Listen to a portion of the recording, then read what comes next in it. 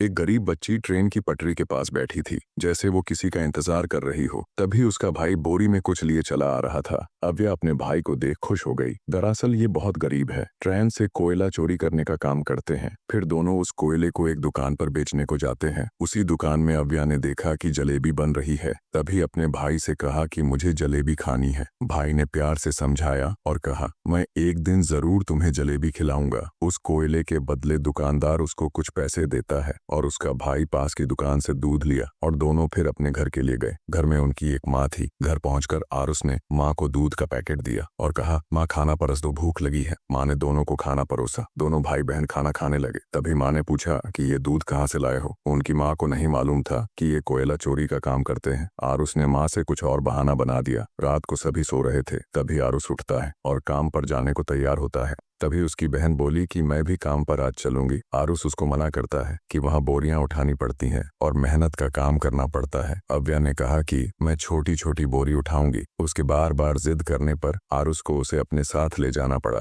ये दोनों एक रेलवे स्टेशन पहुंचते हैं। अव्या अपने भाई की गोद में ही सो जाती है। आरुष अपनी बहन को बेंच पर लेटा देता है और उसे जगाता है, लेकिन अव्या को बहुत नींद आ रही होती है। बोली कि मुझे सोने दो। आरुष कहता है, तुम यही रहना, मैं शाम को यही आऊंगा। अव्या बोली, शाम को जलेबी लेकर आना। आरुष कहता है, ठीक है, तुम यही रहना, कहीं नहीं जाना। आरुष फिर अपने काम को निकल जाता है। कुछ समय बाद जब अव्या की नींद खुलती है, आगे की कहानी अगले भाग में।